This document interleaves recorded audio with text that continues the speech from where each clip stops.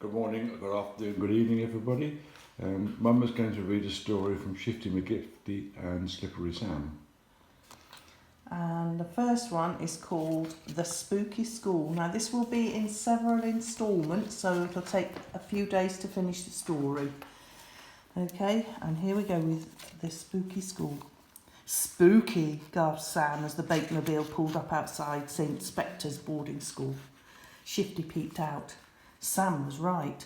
St. Spectre's was perched high on a hill, gloomy and dark like a big black grumpy crow. They splashed in through the rainy night armed with rolling pins and bowls.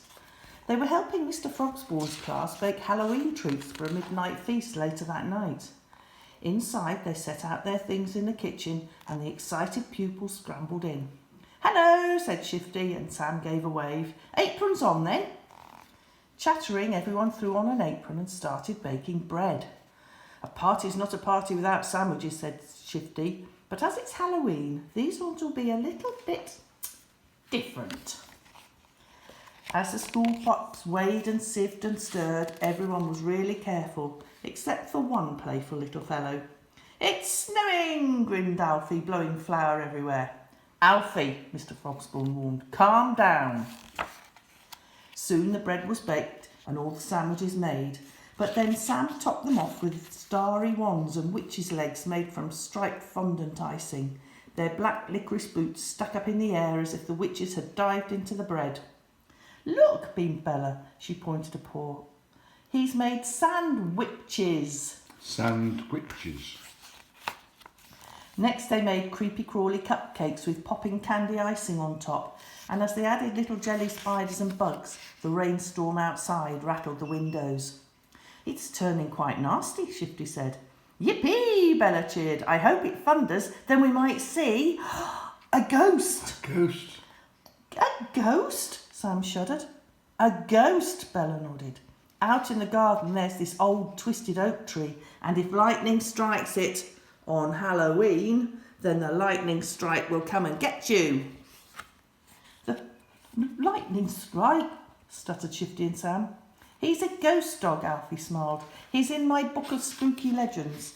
He's meant to be as fast as lightning and as wispy white as clouds, and he's meant to have a really wicked bite." "Oh, that's probably a made-up story," said Shifty, in case the rest of the class were getting scared, but they all looked fit to burst with excitement. "Oh, no, it's not," they cried. Shifty and Sam tried not to think of ghosts as they carried on with their baking.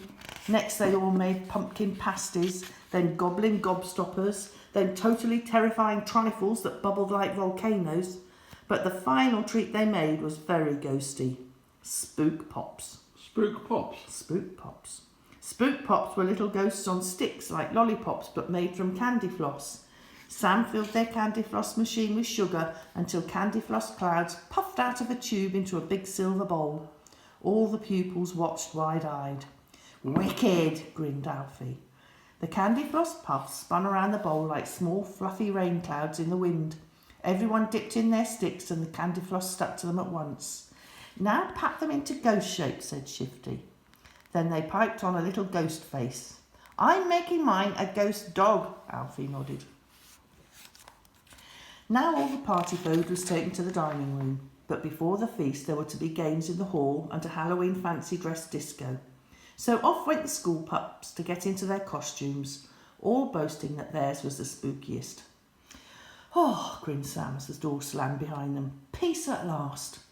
He made a pot of tea and he and Shifty sat down, feet up, nibbling cupcakes. Shifty nodded. "Yes, this is the..." And he stopped as suddenly a great rumble of thunder made their tower of cupcakes wobble. "What?" shrieked Sam. They dashed to the window to see a huge fork of lightning flash through the sky, and bang! It's hit the twisted old oak tree," gasped Sam.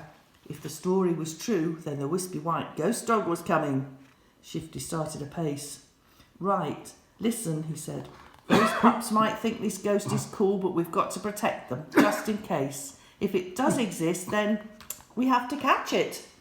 I'm not scared," squeaked Sam, his knees knocking. Yeah, it doesn't look like he's scared.